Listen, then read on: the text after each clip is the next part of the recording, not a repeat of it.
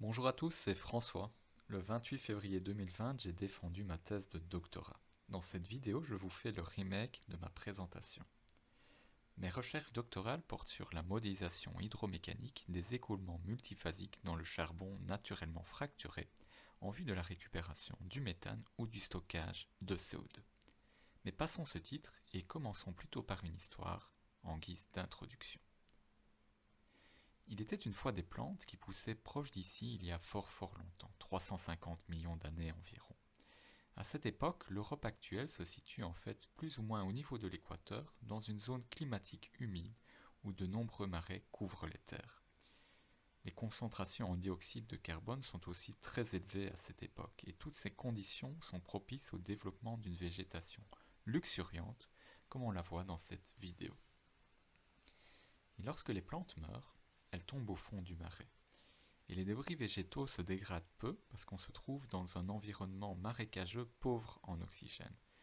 En plus, il faut dire que les micro-organismes capables de décomposer la lignine qui compose ces débris végétaux n'existent tout simplement pas encore. Si je continue mon histoire, des sédiments viennent couvrir ces débris organiques au cours du temps, et ceux-ci s'enfoncent de plus en plus en profondeur. La pression et la température augmentent. L'eau est progressivement expulsée et le contenu en carbone augmente. Les débris organiques sont transformés en charbon. Le charbon, c'est donc une roche organique sédimentaire formée de l'accumulation de débris végétaux. En fait, en raison du fort taux de compaction, il faut environ une épaisseur de 15 mètres pour obtenir une veine de charbon de seulement 50 centimètres. Mais tout de même, à certains endroits, on peut observer des veines de plusieurs mètres d'épaisseur, comme ici sur cette photo que j'ai prise en Australie dans une mine à ciel ouvert. Pour vous rendre compte de l'échelle des couches de charbon plus foncées, regardez le camion qui se trouve au milieu de l'image. Alors en fait, le charbon, par définition, c'est une roche qui contient plus de 50% en masse de carbone. Mais il y a donc différentes sortes de charbon. On peut le classer selon son type, en fonction des plantes qui l'ont généré. Il y a différents rangs de charbon en fonction du degré de métamorphose et différents grades en fonction de la quantité d'impuretés. Donc si je regarde ici le rang du charbon, on démarre avec la tourbe qui n'est pas encore vraiment du charbon, puis on a le lignite, les charbons subbitumineux, bitumineux, l'anthracite, voire même le graphite au rang ultime de la houillification. Et en même temps que ce charbon se forme, du gaz, principalement du méthane, est aussi formé, avec un pic au rang bitumineux. Alors ce gaz est bien connu des mineurs, puisqu'il s'agit du grisou, qui peut être une véritable malédiction, puisqu'il cause des explosions mortelles.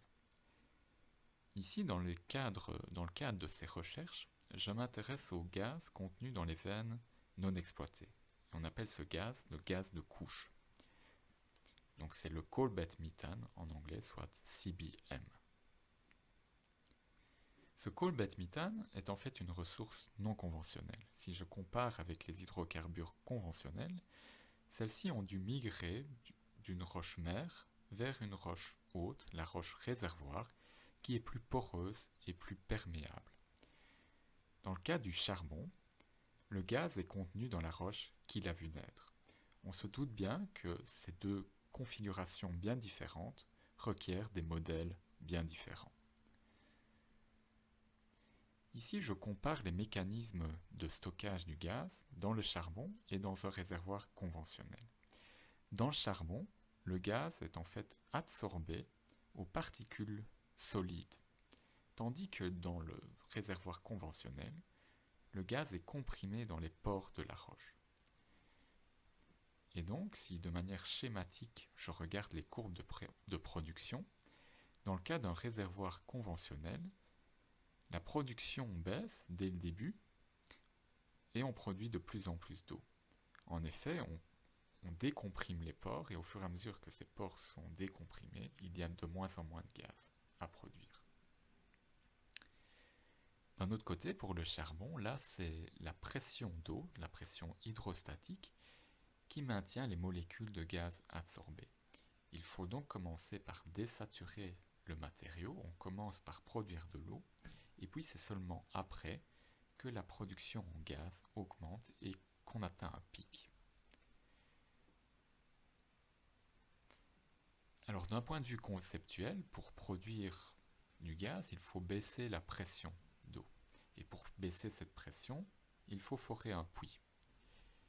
Et à partir de ce puits, la pression chute, la pression d'eau chute, on produit de l'eau, les molécules de gaz adsorbées se dessortent progressivement, et on assiste alors à un écoulement à la fois d'eau et de gaz. L'écoulement est donc dit multiphasique. D'un point de vue statistique, plusieurs pays, dont les États-Unis, l'Australie et la Chine, produisent du coalbed methane. Par exemple, pour l'Australie, il y a 3 grands bassins de charbon, tous les 3 situés sur la côte est.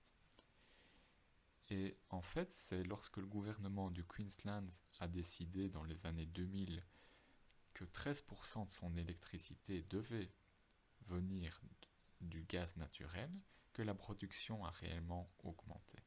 Et donc les bassins principalement exploités sont les bassins du Bowen et du Surat.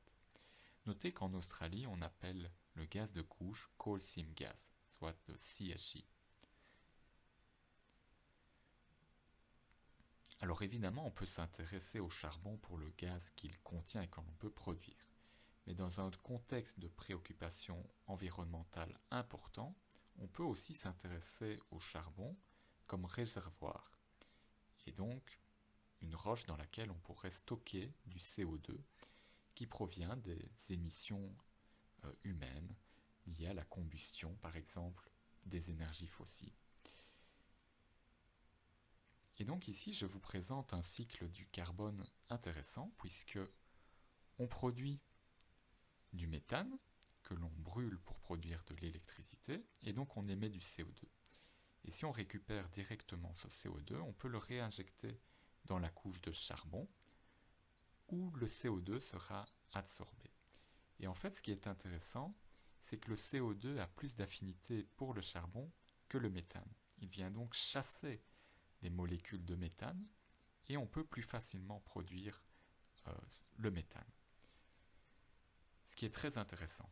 Et donc ici, on a un cycle du carbone qui est attrayant, mais qui pose quand même des difficultés, parce que lorsqu'on injecte du gaz dans la veine de charbon, celui-ci a tendance à gonfler, ce qui limite la circulation du gaz. C'est un peu l'objet de cette présentation, et nous allons y revenir. Mais je conclus ici cette introduction générale sur le charbon. Alors avant de passer à la présentation du modèle et de la modélisation à l'échelle de réservoir, j'ai tout d'abord envie de vous présenter des observations expérimentales qui justifient du développement de nouveaux modèles. Alors, la première observation que l'on peut faire, c'est que le charbon est naturellement fracturé, comme on peut le voir sur les résultats de cette image tomographique, où on observe 2 sets de fractures qui s'intersectent orthogonalement. On a donc des blocs matrices plus ou moins cubiques, séparés de fractures, que l'on appelle en fait des clites. Et l'espace entre les clites varie d'un charbon à l'autre. Cela peut aller d'une fraction de millimètre jusqu'à plusieurs centimètres. L'ouverture des clites varie également. Elle est généralement comprise entre 3 et 40 micromètres. La seconde observation concerne le comportement mécanique du matériau. Celui-ci est non linéaire. C'est typique en fait d'un matériau fracturé. Ce comportement, on peut faire en fait l'analogie avec un système de 2 ressorts en série. L'un représente la matrice et l'autre les fractures. Et lorsqu'on commence à comprimer ce système, les fractures sont en fait moins rigides que la matrice. On commence donc par fermer les fractures, et progressivement, la rigidité de ces fractures augmente, et on tend vers la rigidité de la matrice. Et donc dans le diagramme de gauche, où vous avez l'évolution des contraintes en fonction de la déformation axiale, au début de l'essai, on ferme les fractures, on a un comportement qui est non linéaire, la rigidité des fractures évolue et on tend vers la rigidité de la matrice. Ensuite, si je réalise un essai en appliquant un confinement, alors dans ce cas, on ferme une partie des fractures dès le début de l'essai. Et donc, on voit que la rigidité du matériau est plus élevée dès le début. La troisième observation, c'est comme je vous le disais en introduction, c'est que le mécanisme de stockage du gaz est un peu particulier. En effet, on observe que la fonction de la quantité de gaz stocké en fonction de la pression n'est pas linéaire. Ici, on voit que les données se distribuent, ont une tendance en fait qui est hyperbolique. Et pour expliquer cette hyperbole, on peut faire appel au modèle de Langmuir. Selon ce modèle, on a une couche de sites d'adsorption à la surface des particules solides. Et en écrivant un pseudo-équilibre entre la phase gazeuse, les sites d'absorption vacants et les sites occupés, on arrive à cette équation de l'isotherme de Langmuir. Donc c'est une équation hyperbolique qui est fonction de la pression P. Et on a deux paramètres, VL, le volume de Langmuir, et PL, la pression de Langmuir. Le volume de Langmuir, en fait, correspond à la quantité maximale que l'on peut stocker pour une pression infinie, tandis que la pression de Langmuir correspond à la pression à laquelle on stocke la moitié de ce volume de Langmuir. Ici, dans la partie droite de ces slides, vous voyez qu'on représente assez bien les données expérimentales grâce à ce modèle en choisissant convenablement les paramètres VL et PL. Alors en fait, cet isotherme correspond à la quantité maximale de gaz qui peut être absorbé. Et dans le cas de notre réservoir, rien ne dit qu'on se situe effectivement sur cet isotherme. On peut être en fait en dessous, puisque la pression du réservoir initialement est une pression d'eau. Et donc, lorsque l'on va commencer à produire, à baisser la pression, la première chute de pression servira sans doute à rejoindre l'isotherme. Et c'est seulement une fois que la pression dans les fractures sera en équilibre avec la pression adsorbée, donc on se situe sur l'isotherme, que les chutes de pression suivantes serviront réellement à désorber du gaz.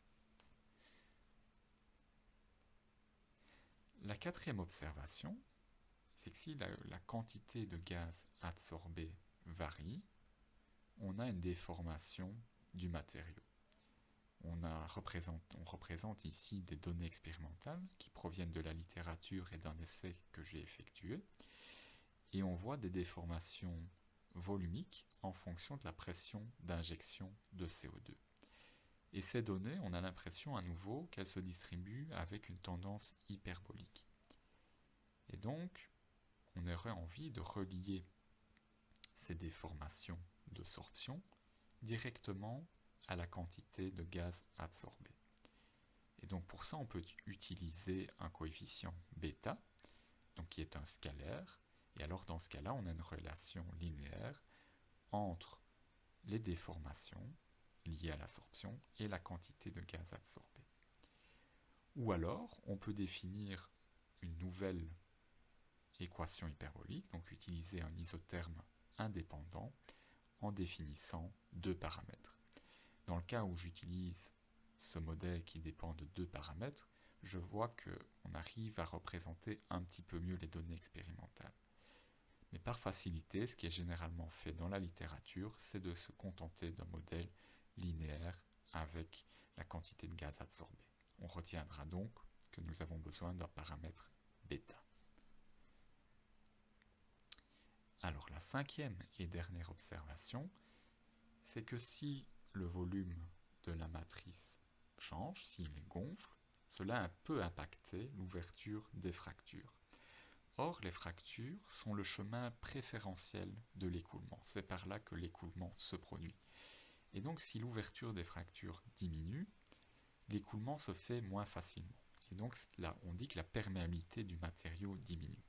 La perméabilité, c'est le paramètre K que j'ai représenté dans ce diagramme ici à droite. Et on voit que lorsque j'augmente la pression d'injection en CO2, la perméabilité du matériau diminue puisque les fractures se referment. Dans le même temps, cette fois-ci, si j'injecte de l'air plutôt que de CO2, là l'air en fait s'absorbe beaucoup moins que le CO2 dans la matrice du charbon. Et donc l'effet qui prédomine est tout autre. Lorsque j'augmente la pression dans les fractures, celles-ci ont tendance à souffrir. Et du coup, ici, j'observe une augmentation de la perméabilité. Il y a donc deux phénomènes en compétition.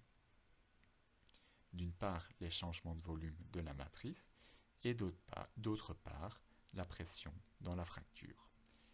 Donc d'un point de vue réservoir, lorsque je diminue la pression de mon réservoir, celui-ci a tendance à se compacter, les fractures se referment, la perméabilité diminue. D'un autre côté, lorsque je produis du gaz, les molécules de gaz sont désorbées et donc la matrice du charbon subit un retrait. Et là, la perméabilité a plutôt tendance à augmenter. Et donc le problème est réellement hautement couplé, d'où la nécessité de développer des modèles non conventionnels. Alors voici donc les ingrédients que nous devons incorporer dans notre modèle. Nous voulons modéliser un écoulement multiphasique dans des fractures naturelles avec un comportement mécanique non linéaire. En ce qui concerne les spécificités liées au charbon, le gaz est adsorbé dans les blocs matrices, ce qui peut induire un gonflement ou un retrait de ces blocs matrices et affecter potentiellement l'ouverture des fractures et donc la perméabilité. Donc passons donc maintenant au développement d'un modèle à l'échelle d'Euclide. Euclid Scale Model. Et le point de départ du modèle, c'est la géométrie. Donc à partir des images tomographiques, on modélise le charbon comme des blocs plus ou moins cubiques dans lesquels on retrouve le gaz adsorbé et ces blocs sont séparés de fractures dans lesquelles on a à la fois de l'eau et du gaz. Et c'est ces fractures, les clydes, qui sont le chemin préférentiel d'écoulement. Et donc l'étape suivante, c'est de déterminer la perméabilité liée à ces fractures. Pour cela, on va considérer une géométrie de deux plaques parallèles. Et connaissant cette géométrie, on peut résoudre les équations de mécanique des fluides de Navier-Stokes. Donc on considère des conditions de non-glissement à la paroi de la fracture, et donc en résolvant les équations de Navier-Stokes, on trouve un profil de vitesse qui est parabolique, et la vitesse est maximum au milieu de la fracture. Ensuite, si je veux déterminer la vitesse moyenne dans la fracture, je vais calculer une intégrale, et je trouve que la vitesse moyenne Q est proportionnelle au carré de l'ouverture HB. D'un autre côté, cette vitesse moyenne, elle est aussi donnée par l'équation de Darcy. Et l'équation de Darcy, elle fait intervenir la perméabilité K. Et donc, comparant maintenant ces deux équations, je montre que la perméabilité K est égale au carré de l'ouverture sur 12. Je peux faire en fait le même exercice avec cette fois-ci des conditions de glissement, ce qui peut être le cas pour un écoulement de gaz dans de très petites fractures. C'est ce qu'on appelle l'effet Klinkenberg. Et dans ce cas-là, en fait, la perméabilité K doit être augmentée d'un facteur Fc. Mais ce qui est bien plus important dans notre cas, c'est le fait que l'écoulement soit multiphasique. Et donc on doit déterminer une perméabilité qui est relative à chaque phase. Et pour ça, on a introduit des coefficients de perméabilité relatifs, KRW et KRG, pour l'eau et pour le gaz. Et donc maintenant, on va tenter de déterminer des expressions pour ces coefficients de perméabilité relative. On va donc se donner une géométrie d'écoulement. Ici, l'eau s'écoule à la paroi de la fracture et le gaz au milieu des deux couches d'eau. Et à nouveau, si je résous les équations de Navier-Stokes, en considérant que la vitesse est égale à l'interface des deux phases, je trouve des expressions de perméabilité relative qui sont des fonctions puissances de la saturation SR. Donc SR dans la fracture, c'est le rapport de la hauteur des couches d'eau sur l'ouverture de la fracture. Et en fait, il est logique que la perméabilité soit une fonction de la saturation, puisque l'espace qui est occupé par une phase n'est pas disponible pour l'autre phase pour l'écoulement. Maintenant, il nous faut déterminer notre saturation en fonction des variables de notre problème. Et ces variables, c'est la pression d'eau PW et la pression de gaz PG. Traditionnellement, on peut relier la succion, donc la succion S, c'est la différence entre la pression de gaz et la pression d'eau, à la saturation grâce à une courbe de rétention. Donc ici, je vous montre la courbe de rétention de Brooks & Corey qui fait intervenir deux paramètres, la pression d'entrée d'air PE et l'indice de distribution lambda. Et en fait, cette courbe de rétention nous dit que on ne passe pas directement d'un état saturé en eau à un état saturé en gaz, mais qu'on a une transition entre les deux. Et cette transition, elle est due au fait que l'on a des tubes capillaires, donc si mon milieu poreux a des pores de taille différente. Et donc on a des tubes capillaires de taille différente, ce qui fait que j'ai une transition qui est plus ou moins douce. Maintenant, dans le cas de ma fracture, si c'est réellement deux plaques parallèles, c'est comme si je n'avais qu'une taille de tube. Mais c'est sans doute un peu simplifié que de considérer une fracture comme deux plaques parallèles, car en réalité, la fracture, c'est un objet qui n'est pas lisse, il y a une certaine rugosité. Dans la littérature, on dit même que c'est un objet fractal, c'est-à-dire que sa géométrie se répète à l'infini de manière de plus en plus petite. Donc comme sur ce gif, où vous avez l'image d'un littoral, d'une côte, où on voit que de manière de plus en plus petite, on retrouve la même géométrie. Et donc maintenant, je vais construire la paroi de ma fracture à l'image d'un flocon de coche. Et donc je vais pouvoir inscrire des tubes capillaires de plus en plus petits à proximité de la paroi. J'ai donc une distribution de tubes de taille différente. Mais vous allez me dire, ce sont des tubes ouverts. Et donc, est-ce que des tubes ouverts fonctionnent pour un modèle capillaire? Eh bien, en fait, oui. Selon Terzaghi, les forces capillaires sont capables d'élever l'eau dans des rainures ou dans des tubes ouverts qui sont très petits. Et donc, à partir de là, à partir du moment où on a une distribution de tubes, on peut montrer que l'on retombe sur une courbe de rétention de la même forme que celle de Brooks & Corey. Et donc, on a notre succion qui dépend de la pression d'eau et la pression gaz, qui est liée à la saturation. On a une relation entre les deux, avec ici deux paramètres, la pression d'entrée d'air et l'indice de distribution des tailles de tubes. Alors maintenant qu'on a considéré une certaine rugosité, eh bien notre fracture hydraulique HB, on ne va pas considérer qu'elle est réellement égale à l'ouverture mécanique H. Et ici, de manière simple, on va considérer une relation linéaire entre les deux, mais avec une ouverture minimum, donc vous voyez ici H min, qui signifie que lorsque notre fracture est mécaniquement close, on a toujours une ouverture hydraulique minimum qui permet l'écoulement. Il y a bien sûr d'autres modèles que des modèles linéaires. Mais ce qui nous intéresse le plus ici, c'est de connaître l'évolution de l'ouverture de la fracture en fonction de l'état de contrainte. Donc les contraintes, je les note sigma. Et j'écris ici la loi mécanique de la fracture, donc qui lie la variation de l'ouverture de la fracture aux contraintes normales sigma au moyen du coefficient de rigidité normale Kn. Et cette rigidité, rappelez-vous notre introduction avec les observations expérimentales, cette rigidité évolue, elle augmente au fur et à mesure que je referme ma fracture. Et j'utilise ici une loi hyperbolique qui relie la rigidité normale à l'ouverture H.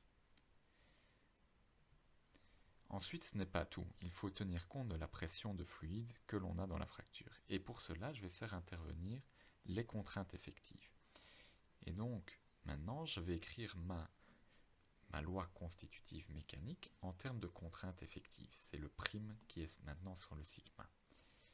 Et la contrainte effective, c'est simplement ma contrainte totale que j'ai dans ma matrice, auquel on vient retrancher la pression de fluide de la fracture. Ce qui signifie en fait que lorsque ma pression de fluide augmente dans ma fracture, ma contrainte effective diminue. Et si la contrainte effective diminue, alors ma fracture s'ouvre, et donc la perméabilité pourra augmenter. Alors continuons avec le modèle mécanique, mais cette fois-ci pour la matrice. Et pour la matrice, on va utiliser le modèle mécanique le plus simple qui soit. C'est une loi élastique, linéaire, isotrope. On a donc besoin seulement de deux paramètres, par exemple le module de Young E et le coefficient de Poisson nu.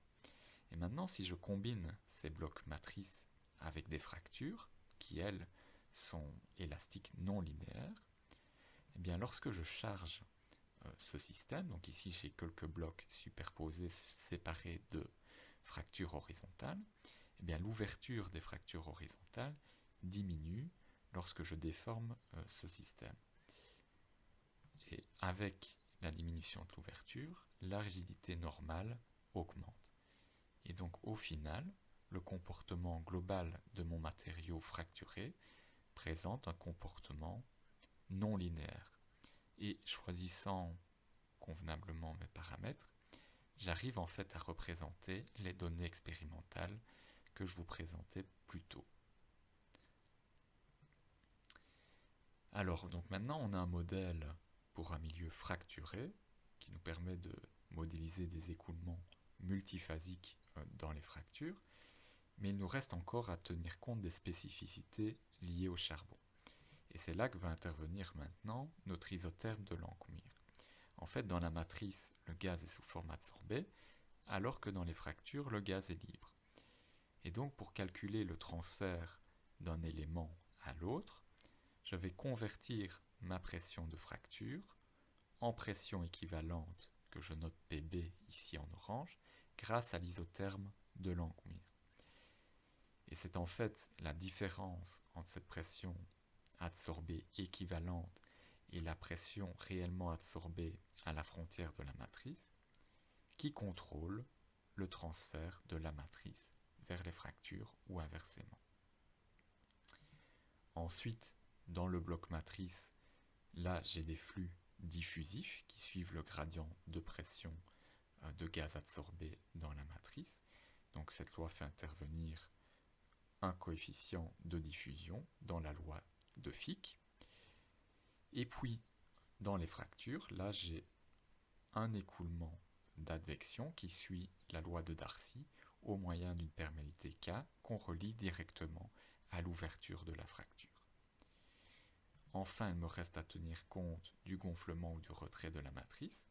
Et pour cela, j'écris la loi constitutive qui relie les contraintes sigma aux déformations epsilon avec les déformations volumiques de sorption. Donc je fais intervenir les déformations volumiques de sorption dans cette équation, comme je le ferais finalement pour de la dilatation thermique. Si je prends un matériau, que je le chauffe, mais que dans le même temps j'empêche ce matériau de se déformer, des contraintes internes sont induites. Ce sont des contraintes thermiques. C'est le même principe ici avec le gonflement.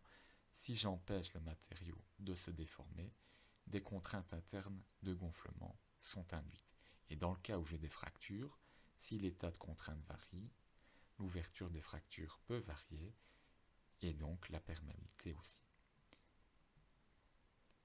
En résumé, pour la matrice, mon modèle mécanique est assez simple, une loi élastique linéaire isotrope, deux paramètres élastiques.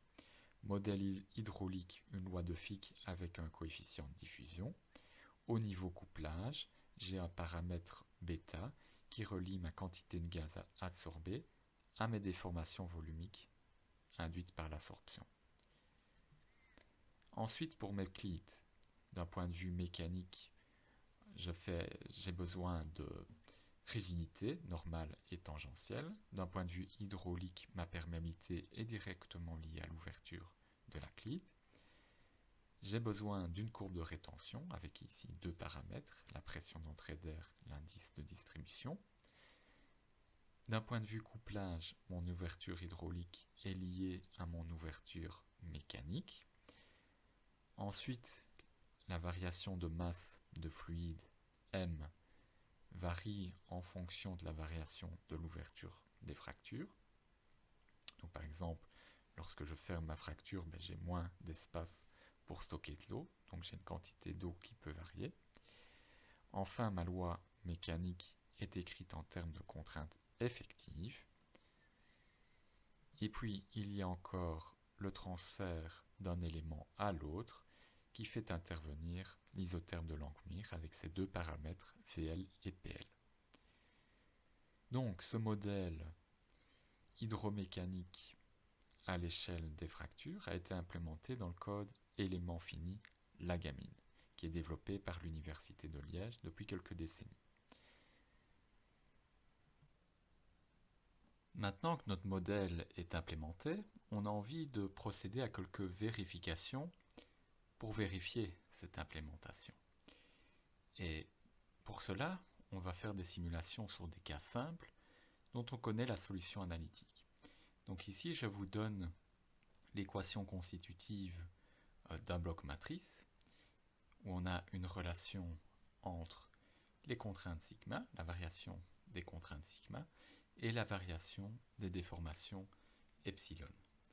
Et dans le cas simple où j'ai un bloc matrice que j'empêche de se déformer,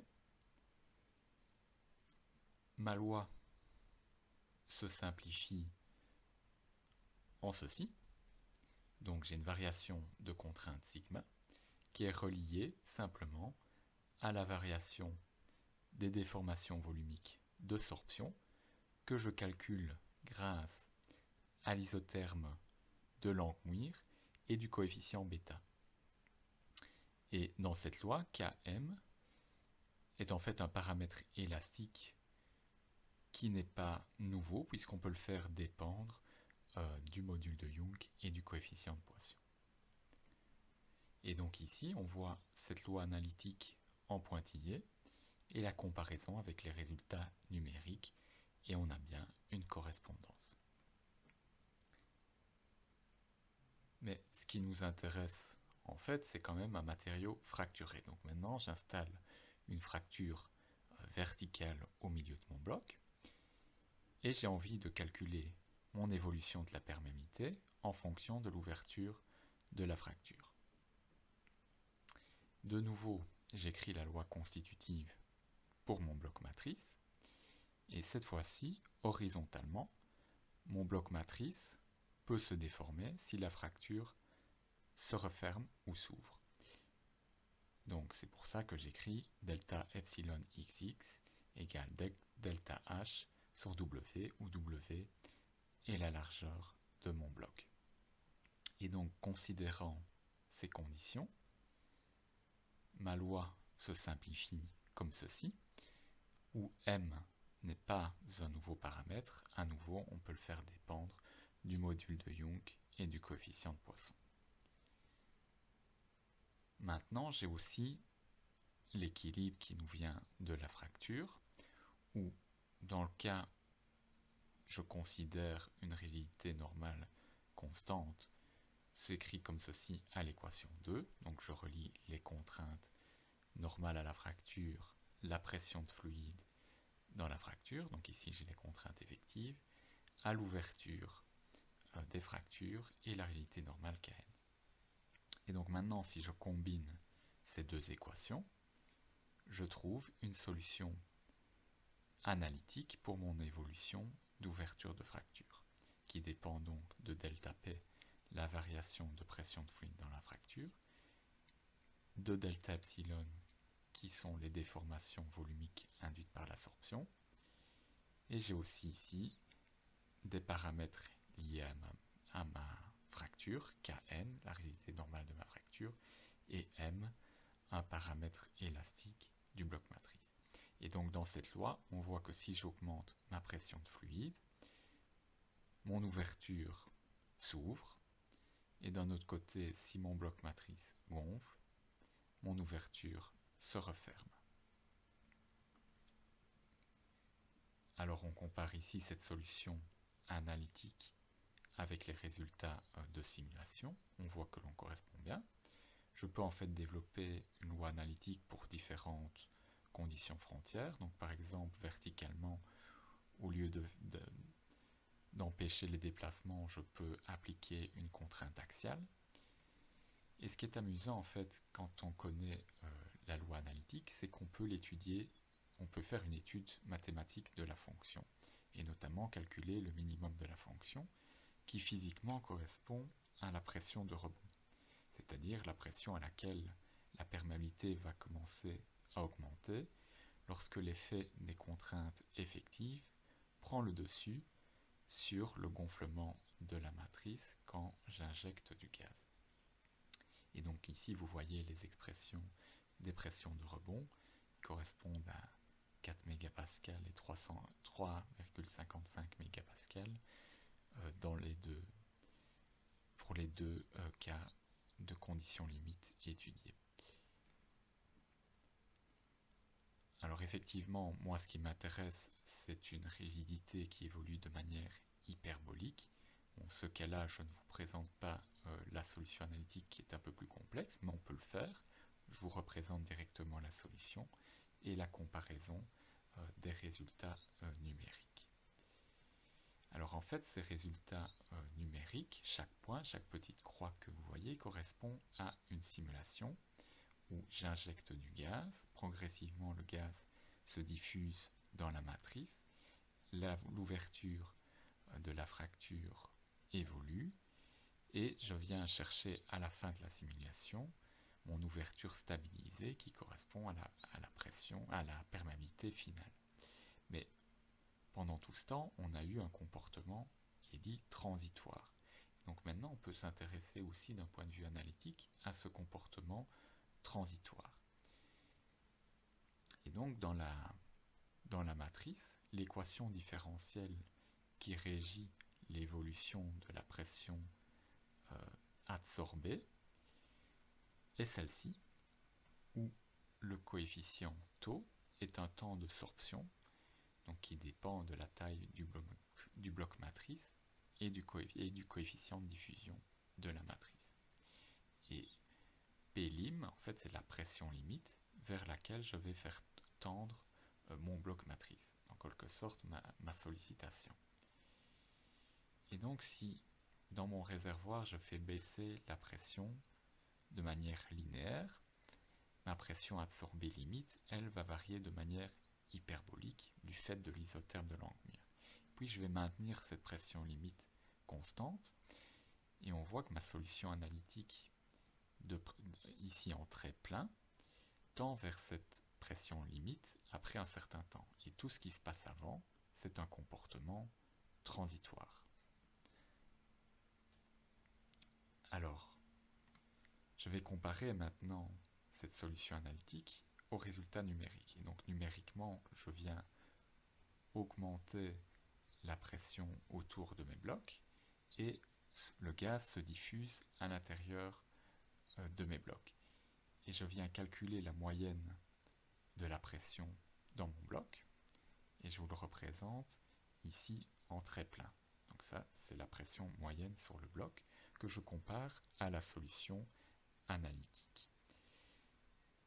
Et on voit qu'il y a une petite différence en fait, parce que ma solution analytique considère un taux de variation de pression qui est uniforme sur mon bloc matrice. C'est ce qu'on appelle des conditions pseudo-permanentes. Donc c'est un petit peu simplifié, donc on ne sait pas exactement représenter ce que j'ai numériquement, ou numériquement, je peux réellement représenter une évolution, un taux de variation différent dans chaque bloc. Mais on voit qu'on est quand même assez proche. Alors évidemment, l'intérêt de mon modèle, d'avoir implémenté un modèle numérique, c'est de pouvoir modéliser des cas de plus en plus complexes. Bon, ici c'est encore simple, mais ça deviendrait compliqué d'obtenir une solution analytique lorsque j'ai différents blocs avec des fractures dans différentes directions et des conditions limites de la sorte. Mais numériquement, qu'est-ce que j'observe? Eh bien, une évolution d'ouverture de fracture H qui est différente selon la direction. On voit en fait que les fractures horizontales, elles s'ouvrent parce que verticalement, le déplacement n'est pas empêché, et donc lorsque j'augmente la pression dans la fracture, eh bien, l'ouverture de la fracture augmente. Tandis que les fractures verticales, elles, l'ouverture diminue, parce que latéralement, j'ai empêché le déplacement. Et en trait plein, entre les deux évolutions, vous voyez l'évolution de la porosité phi. Et on voit que cette évolution de porosité, qui est en quelque sorte une moyenne des vides dans les fractures verticales et les fractures horizontales, ne correspond ni à l'un ni à l'autre. Or, c'est très important parce que dans la littérature, ce qu'on fait souvent, c'est de relier l'évolution de la perméabilité à l'évolution de la porosité. Et on voit dans le cas où j'ai de l'anisotropie induite par mes conditions limites, et bien que ce type de modèle ne me permettra pas de représenter mon évolution de la perméabilité. Donc ici, je vous représente à gauche l'évolution de la perméabilité dans le temps pour une pression d'injection donnée. Et dans le cas où j'applique une contrainte axiale, donc ce que j'ai appelé Reservoir Boundaries, on voit que j'ai une différence entre la prédiction de mon modèle lié à la porosité et ce que je mesure numériquement avec mon ouverture de fracture. Et ce n'est que dans le cas en fait où j'ai des frontières rigides, donc un volume constant, que les deux courbes peuvent se superposer. Maintenant ici je vais repérer dans mon diagramme les perméabilités stabilisées et je vais reproduire ma simulation pour différentes pressions d'injection. Et je reporte ces perméabilités stabilisées dans le diagramme de droite. Et donc on voit à nouveau que mon modèle porosité, avec les losanges ici, prévoit une pression de rebond qui arrive bientôt et qui sous-estime complètement la chute de perméabilité par rapport à mon modèle lié à mon ouverture de fracture. Ce n'est que dans le cas où le volume est constant que les deux courbes se superposent. Donc voilà ce que j'avais à vous dire pour mon modèle à l'échelle des fractures. Et on va maintenant pouvoir passer à la modélisation à l'échelle de réservoir. Reservoir Scale Modeling. Alors, je viens de vous présenter un modèle à l'échelle d'Euclide, et maintenant on veut réaliser une modélisation à l'échelle du réservoir. Et là, on a un problème parce qu'il n'est pas possible de représenter tout mon réservoir à l'échelle des fractures, parce que le temps de calcul serait vraiment très très important. Et donc, on a un gap à combler entre l'échelle de notre modèle et l'échelle de la modélisation que l'on veut réaliser. Et pour combler ce gap, on va faire appel à des techniques d'homogénéisation. Et la première approche que l'on peut suivre, c'est de développer des lois constitutives macroscopiques qui tiennent compte de la microstructure. Et donc on vient relier les déplacements aux forces grâce à des lois constitutives macro. Donc par exemple, j'ai des paramètres comme la perméabilité et le module de Young qui dépendent des paramètres des différents éléments de la microstructure. Et vous comprenez bien que l'exploitation de la microstructure dans ce cas-là est assez limitée. Et donc, ce qu'on préfère faire en seconde approche, c'est non plus développer des lois constitutives macro, mais c'est réellement faire un calcul à l'échelle de ma microstructure. Et donc pour cela, je vais assigner un élément de volume représentatif donc que j'écris REV, ou en fait c'est parfois plutôt une cellule unitaire. Je viens attacher cette cellule micro à chaque point d'intégration macro, afin de réaliser ce qu'on appelle un calcul multi-échelle. Et donc ce calcul multi-échelle comporte 4 étapes principales. La première, c'est la localisation.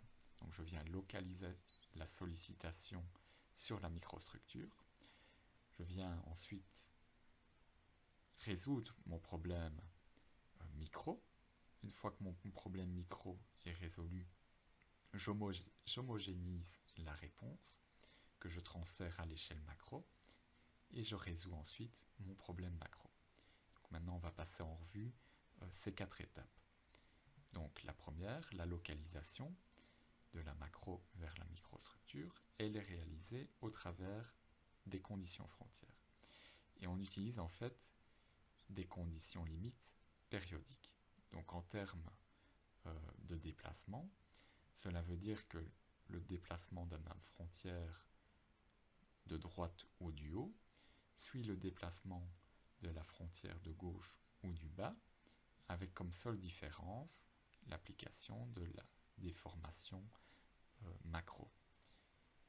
De la même manière, pour les pressions d'eau et de gaz, la pression sur ma frontière de droite suit ma pression sur ma frontière de gauche, avec comme différence le gradient de pression macro. Alors, il faut quand même signaler que dans le cas du modèle multi-échelle qu'on est en train de développer, il faut qu'il y ait réellement une séparation entre l'échelle micro et l'échelle macro. Et pour ça, ce qu'on peut vérifier, c'est que la taille de mon REV soit beaucoup plus petite que le ratio de la pression macro, donc en pascal, sur le gradient de pression macro en pascal par mètre. Donc, ce qui nous fait bien des mètres. Parce qu'en effet, si la sollicitation macro est très importante, on risque de ne pas vérifier la séparation d'échelle, puisque la différence entre ma frontière de droite et ma frontière de gauche est très importante dans le cas d'une sollicitation macro très importante. Alors, l'étape suivante, c'est de résoudre mon problème micro. Et d'abord, d'un point de vue mécanique, j'écris l'équilibre local des contraintes comme suit, en conditions quasi-statiques. Ensuite, j'applique le principe des travaux virtuels ou des puissances virtuelles afin de développer une forme faible de cet équilibre qui est à la base de la méthode aux éléments finis. Une fois ma microstructure discrétisée en éléments finis, je viens résoudre mon problème de manière itérative et je trouve une nouvelle configuration pour une pression de fluide donnée.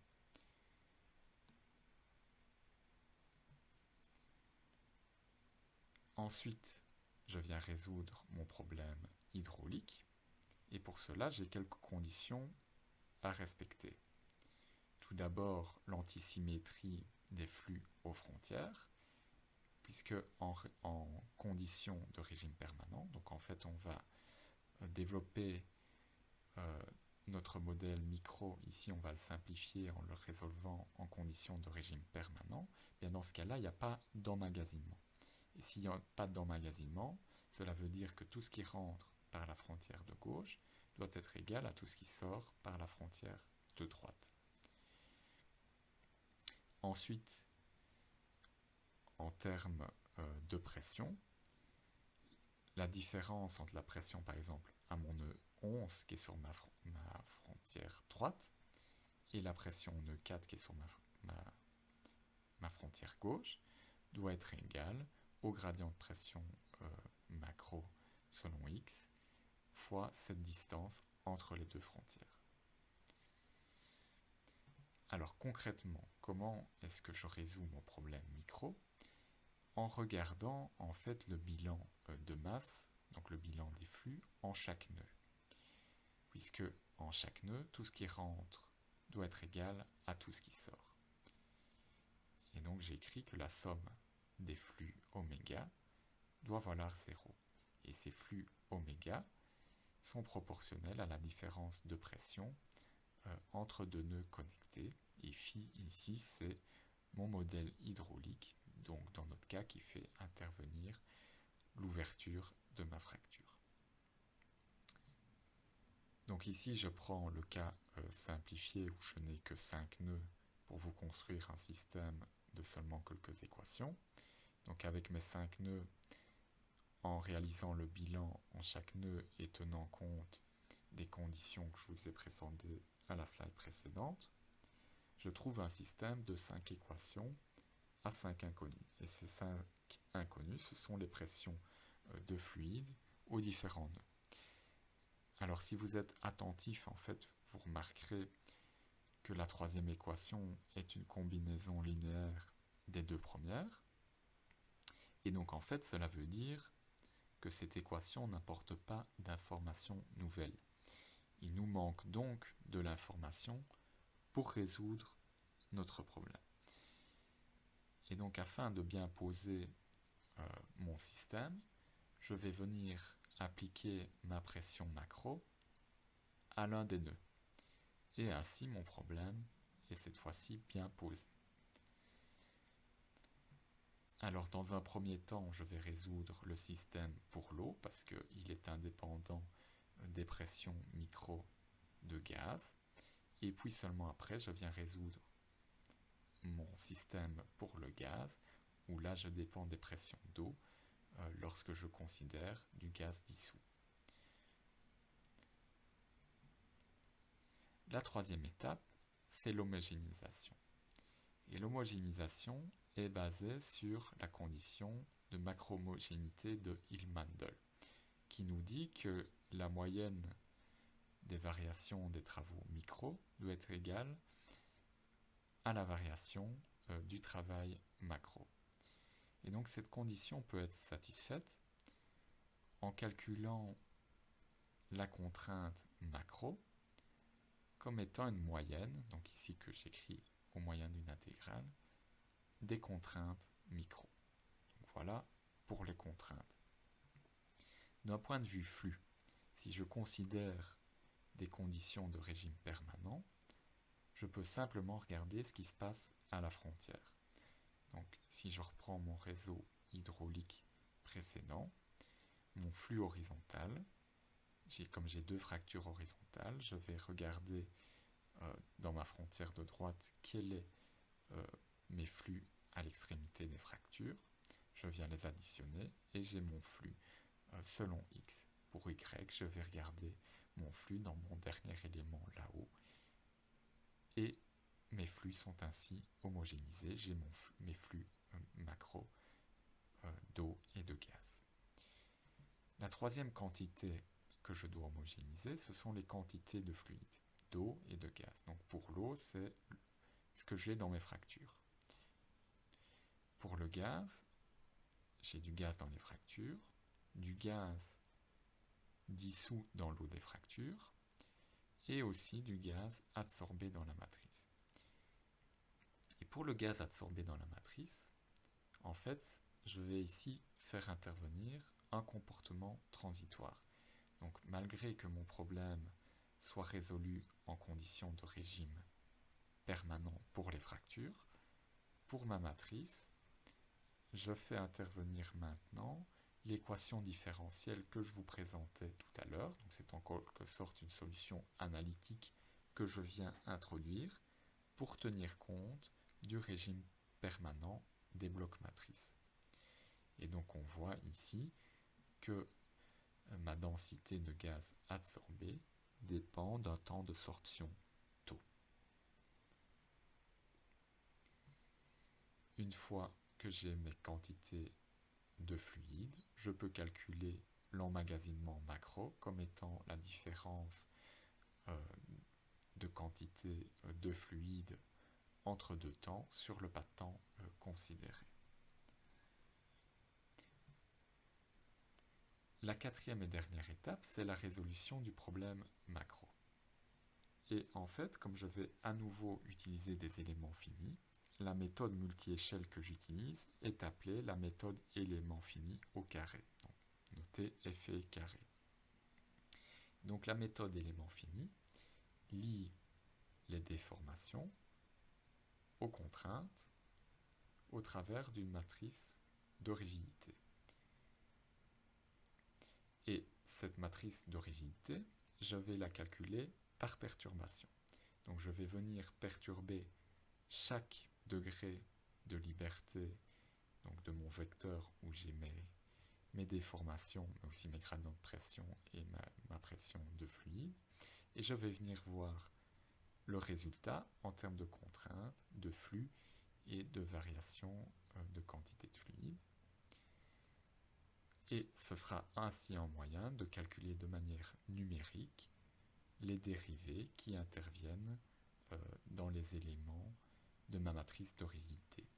Une fois que je connais ma matrice de rigidité, je peux résoudre mon problème élément fini. Et j'ai ma solution macro.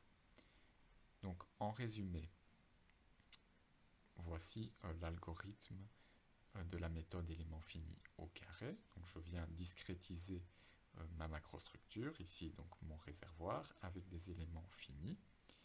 Et je viens assigner un REV à chaque point d'intégration de ma macrostructure. Et sur ce REV, je localise ma sollicitation macro afin de réaliser un calcul élément fini à l'échelle micro pour résoudre mon problème. Donc je trouve une nouvelle configuration pour une pression donnée, je résous le problème fluide et en quelques itérations, une fois que j'ai convergé, je trouve ma solution pour mon problème micro. Ensuite, j'homogénise les résultats afin de rendre les quantités à la macrostructure. Je calcule aussi la matrice de rigidité. Je viens ensuite résoudre mon problème macro jusqu'à ce que j'obtienne la convergence. Une fois que j'ai convergé, je peux passer au pas de temps suivant. Maintenant qu'on dispose d'un modèle multi-échelle, on peut passer à la modélisation à l'échelle du réservoir. Et donc on va étudier un cas de référence, puis ensuite modifier quelques paramètres et voir l'influence des paramètres principaux sur les courbes de production. Donc ici je représente un puits avec une symétrie de révolution autour de ce puits, et donc je vais représenter mon réservoir en conditions axisymétriques. D'un point de vue mécanique, les conditions frontières sont les suivantes. Latéralement, le déplacement est empêché, et axialement, on vient imposer une contrainte axiale. D'un point de vue hydraulique, les frontières de mon réservoir sont imperméables, et au puits, je viens imposer une pression, donc une chute de pression, pour modéliser ma production. À chaque point d'intégration de mes éléments macroscopiques, je viens attacher un élément de volume représentatif qui est constitué de quelques blocs. Donc une fois que j'ai choisi un set de paramètres de référence, je réalise ma simulation et voici les résultats que j'obtiens en termes de production d'eau et de production de gaz. Donc on voit que je commence par produire de l'eau, et puis au fur et à mesure que je désature mon milieu, je produis de plus en plus de gaz jusqu'à atteindre un pic, et puis ma production diminue puisque j'ai atteint la fin de mon réservoir. Une fois que l'extrémité est atteinte, je produis de moins en moins puisque mon réservoir est un volume fini, avec des conditions imperméables. Donc je peux représenter ma courbe de production en gaz de manière cumulée, que voici, et je vous ai tracé en pointillé la quantité totale que l'on peut produire étant donné les paramètres de l'enclume que je me suis fixé. Et on voit effectivement que cette courbe cumulée tend vers cette quantité totale. Alors on a beaucoup parlé de perméabilité et donc on aurait maintenant envie de savoir quelle est l'évolution de la perméabilité de mon réservoir. Je vous rappelle maintenant qu'il n'y a plus de loi macroscopique qui est utilisée et donc il n'y a pas de perméabilité qui est définie dans notre modèle. Mais tout de même, on a un élément de la matrice de rigidité qui lie les flux horizontaux au gradient de pression. Et traditionnellement, de manière classique, cet élément de la matrice de rigidité fait intervenir une perméabilité. Et donc je vais calculer mon évolution de perméabilité sur base de l'évolution du terme de la matrice tangente. Et vous voyez dans mon diagramme de droite des coupes à différents temps de profil de perméabilité. Et on voit que la perméabilité chute, c'est donc l'effet des contraintes effectives qui prend le dessus sur le retrait des blocs matrices. Alors pour le même set de paramètres, on peut appliquer des conditions frontières différentes et notamment appliquer un volume constant au lieu d'une contrainte axiale. Et on voit dans ce cas-là que le pic de production est un petit peu plus haut parce qu'en fait, la perméabilité baisse un petit peu moins dans ce cas-là et on verra pourquoi un petit peu plus loin. Toujours pour le même set de paramètres, on peut appliquer une rotation à notre microstructure, donc ici de 90 degrés. Et donc au lieu d'avoir deux fractures horizontales, je n'en ai plus qu'une par endroit. Et donc forcément, mon pic de production est beaucoup plus bas et est même divisé par 2. Donc ce qui joue un rôle dominant dans les courbes de production, ce sont les paramètres liés aux fractures. Et donc ici, vous avez les courbes de production pour différentes fractures initiales. Et on voit que plus l'ouverture de fracture est grande, et plus le pic de production est haut. Même chose pour la rigidité. Plus la rigidité est élevée, et plus le pic de production est élevé, puisque quand on impose, lorsqu'on se donne une rigidité élevée, il est plus difficile de fermer les fractures et donc la perméabilité reste plus haute. Ensuite, on peut aussi étudier l'effet de la densité des fractures. Pour cela, on peut se donner un volume de fractures et augmenter progressivement le nombre de fractures dans ce même volume. Ou bien, ce que l'on peut faire, c'est diminuer la taille de notre cellule unitaire. Et donc, si la taille est plus petite pour un même nombre de fractures, notre milieu est plus fracturé. Donc ici, entre les REV 1, 2, 3, on a une taille qui est de plus en plus petite et on voit que notre courbe de production est de plus en plus avancée. On produit beaucoup plus vite le gaz dans le cas d'une microstructure de 1 mm que celle d'1 cm. On a donc un effet positif, bénéfique de la densité des fractures.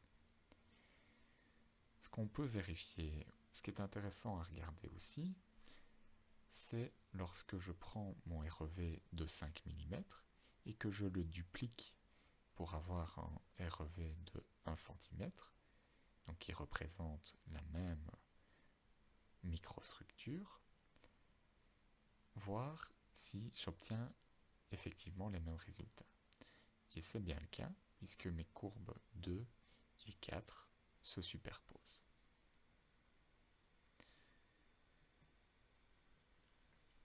Analysons maintenant l'effet découplage et donc de notre coefficient bêta qui lie les déformations induites par l'absorption à la quantité de gaz absorbé.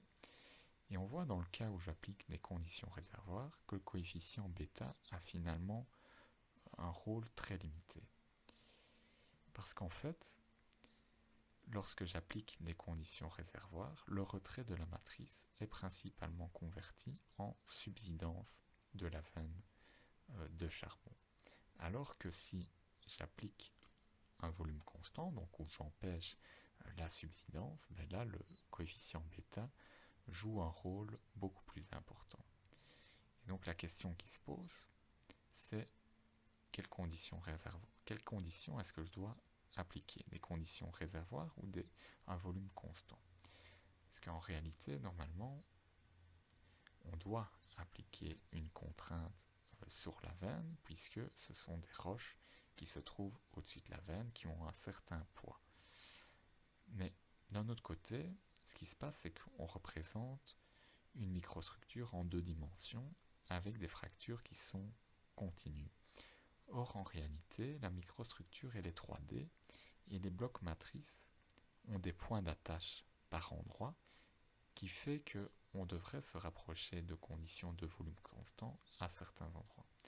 Et donc, à mon avis, avec notre microstructure 2D, ces deux types de conditions frontières constituent 2 cas extrêmes, et donc on devrait se trouver entre les deux. Il est donc intéressant de réaliser les 2 types de calculs. Alors, les autres paramètres que je voulais vous présenter sont les paramètres de Langmuir. Donc on a toujours notre courbe de référence en trait plein, et puis vous voyez que j'ai diminué mon volume de Langmuir par 2, et que là ma courbe de production est beaucoup plus basse. Effectivement, j'impose que je suis sur l'isotherme de Langmuir au début de ma production, et donc si je diminue le volume de Langmuir, je diminue la quantité de gaz que je peux produire. Ensuite, je joue aussi sur la pression de Langmuir, et là l'effet est peut-être un peu moins immédiat.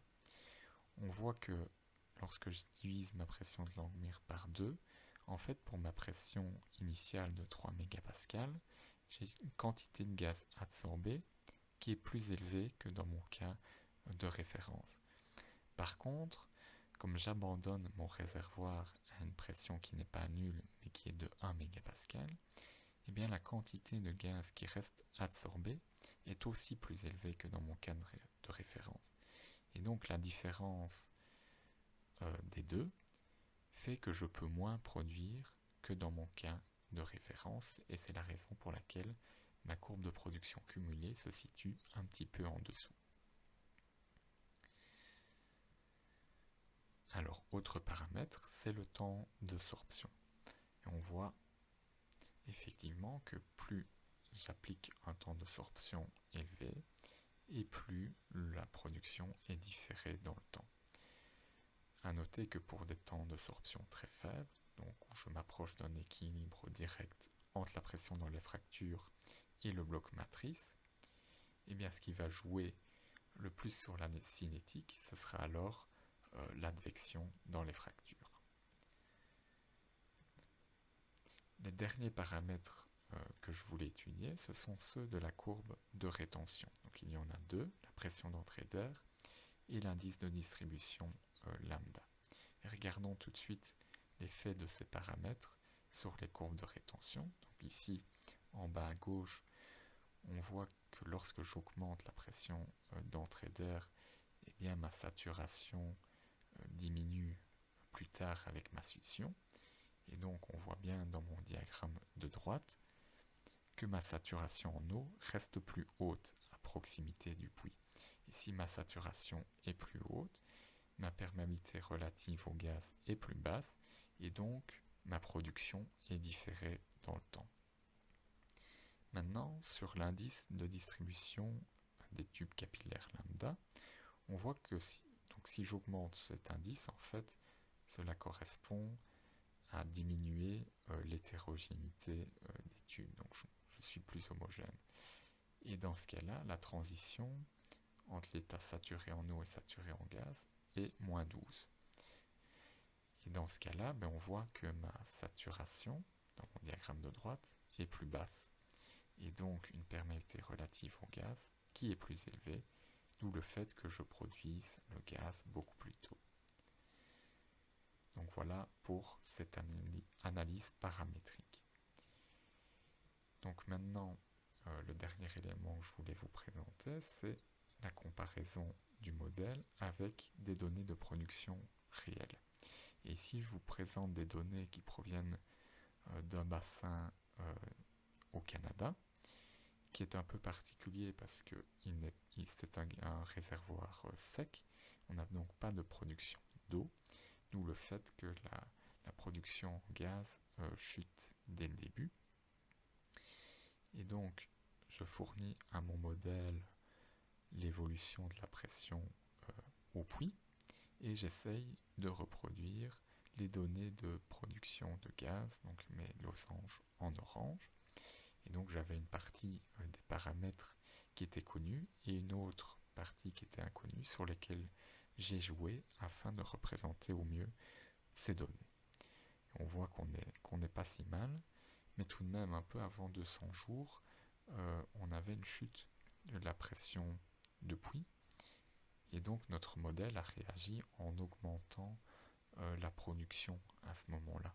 Et on voit que dans les données expérimentales, que ce n'est pas si clair, qu'elles étaient assez dispersées. Et donc c'était un élément à mettre en évidence lorsque vous faites chuter la pression du puits, mais forcément vous avez une augmentation de la production qui est donnée par le modèle. Donc voilà qui clôture cette présentation et on va maintenant passer aux conclusions. Alors, en conclusion, d'un point de vue expérimental, le charbon présente des couplages hydromécaniques très importants dont il faut tenir compte dans nos modèles si on veut représenter de manière fiable l'évolution de la perméabilité. Et pour cela, on a développé différents modèles. Un modèle micro que je vous ai présenté dans cette présentation, donc à l'échelle des fractures. Un modèle macro que j'ai peu abordé ici, mais qui se trouve dans ma thèse, et un modèle multi-échelle qui intègre de manière un peu simplifiée notre modèle micro dans une approche multi-échelle afin de réaliser des simulations à l'échelle du réservoir. Donc si je dois résumer mes contributions scientifiques, en fait ma thèse repose sur des développements précédents. Donc notre équipe de géomécanique a une forte expertise sur les couplages hydromécaniques. Il y a aussi eu des thèses précédentes sur le multi-échelle. Mais c'était tout de même la première thèse sur le charbon, et donc j'ai eu assez de liberté pour investiguer différentes voies. C'est la raison pour laquelle j'ai développé différents modèles. Tout d'abord, le modèle macro, c'est en fait l'approche qui est traditionnellement suivie dans la littérature. Mais tout de même, il s'agit d'un nouveau modèle, puisque j'ai été chercher le meilleur, différents éléments dans différents modèles, afin de développer un modèle que je trouve déjà assez performant, et notamment du fait qu'on a combiné une approche double échelle, à la fois pour la mécanique et pour le comportement hydraulique. Ensuite, on a développé un modèle micro et les questions qui se sont beaucoup posées à ce moment-là, ce sont tous les éléments liés à la non-saturation du milieu à l'échelle de la fracture. Quelle est la forme de la courbe de rétention que je peux utiliser? Quelles sont les expressions des coefficients des perméabilités relatives? Et ainsi de suite.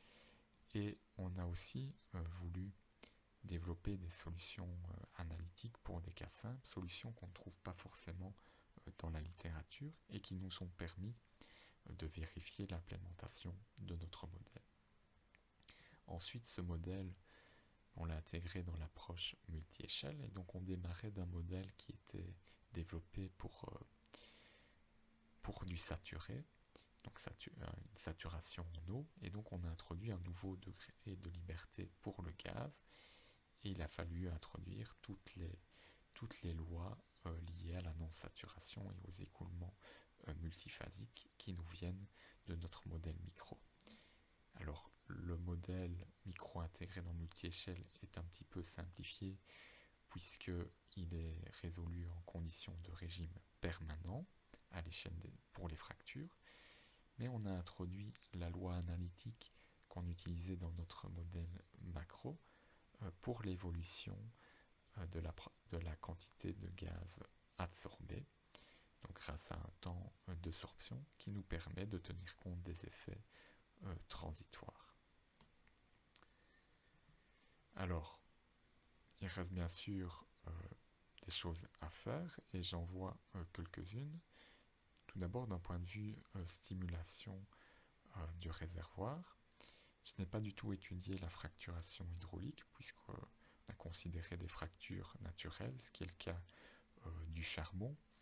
Donc contrairement au cas du gaz de schiste, la fracturation hydraulique n'est pas absolument nécessaire pour produire, mais tout de même elle peut augmenter la production. Mais ça reste une technique qui est un peu controversée et qui commence à être interdite un peu partout en Europe. Pour moi, ce qui serait aussi, et peut-être sans doute beaucoup plus intéressant, c'est l'introduction d'un deuxième degré de liberté pour le gaz, et donc étudier à la fois la présence de dioxyde de carbone et de méthane, et donc ne pas se contenter de soit l'un, soit l'autre. La troisième stimulation, elle pourrait être thermique, donc il faudrait introduire un degré de liberté pour la température, mais ça reste à mon avis assez anecdotique. Ensuite, on pourrait s'intéresser à développer une approche multi-échelle avec une microstructure 3D, ce qui nous permettrait de ne plus avoir rien que des fractures continues, mais apporter des points d'attache qui nous permettent de nous rapprocher de conditions réelles où le retrait de la matrice ou le gonflement a beaucoup plus d'impact que ce qu'on observe nous quand on applique des conditions réservoirs. Raison pour laquelle je vous ai présenté aussi des conditions limites avec un volume constant. Ensuite, le dernier point peut-être, c'est que l'on a développé un modèle déterministe, c'est-à-dire que lorsque je fournis une sollicitation à mon modèle, que je me donne un set de paramètres donnés, j'aurai toujours la même réponse. Comme le matériau est un matériau naturel, il y a en fait une certaine incertitude sur les paramètres à utiliser. Il peut être intéressant d'introduire une variabilité sur les paramètres et donc ainsi utiliser une approche stochastique dans les modèles, ce qui pourrait être intéressant en termes de perspective. Donc voilà, je vous remercie d'avoir suivi cette vidéo. Je tiens à remercier dans le même temps le FNRS qui m'a accordé une bourse FRIA et qui m'a procuré une liberté de recherche tout au long de ces 4 dernières années. Je remercie aussi Wallonie-Bruxelles International qui a financé mon séjour de recherche en Australie.